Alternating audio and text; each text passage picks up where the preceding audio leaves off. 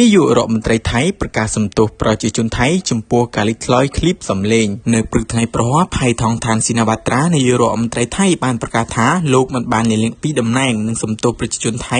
ចំពោះការលេចធ្លោយឃ្លីបសំឡេងដែលហៅថាការគំរាមកំហែងដល់សន្តិសុខជាតិកាសែតข่าวសតបានផ្សាយដកស្រង់សម្ដីលោកស្រីនិយាយថាខ្ញុំសំទោសបងប្អូនជនរួមជាតិថៃទាំងអស់តកតងនឹងឃ្លីសំឡេងនៃការសន្ទនារបស់ខ្ញុំជាមួយថ្នាក់ដឹកនាំកម្ពុជាខ្ញុំមិនដឹងថាត្រូវបានថតនិងផ្សព្វផ្សាយបែបនេះទេឥឡូវនេះយើងបានបញ្ចប់រឿងនេះជាមួយកងកម្លាំងប្រដាប់អាវុធហើយនេះជាពេលដែលយើងត្រូវសហការនឹងមួយរួមកម្លាំងរបស់យើងគ្រប់ភាគីបានសន្និដ្ឋានថានេះជាការគំរាមកំហែងដល់សន្តិសុខជាតិនេះមិនមែនជាការគំរាមកំហែងតូចតាចទេនេះយើងគ្មានពេលប្រយុទ្ធគ្នាឯងបែបនេះទេយើងត្រូវការពីអធិបតេយ្យភាពរបស់យើង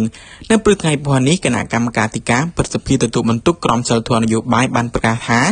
ពួកគេនឹងប្តឹងទៅតុលាការអន្តរជាតិកំពូលនិងគណៈកម្មការប្រឆាំងអំពើពុករលួយជាតិដើម្បីដកតំណែងនាយករដ្ឋមន្ត្រីលោកស្រីផៃថងឋានស៊ីណាវត្រាគណៈកម្មការនេះបានចោទប្រកាន់ថាលោកស្រីនាយករដ្ឋមន្ត្រីថៃបានដោះស្រាយបញ្ហាចំនួនព្រំដែនថៃកម្ពុជាមិនបានត្រឹមត្រូវជាពិសេសពាក់ព័ន្ធនឹងការសន្ទនារបស់លោកស្រីផៃថងឋានក្នុងកិច្ចសន្ទនាបែកធ្លីជាមួយអតីតនាយករដ្ឋមន្ត្រី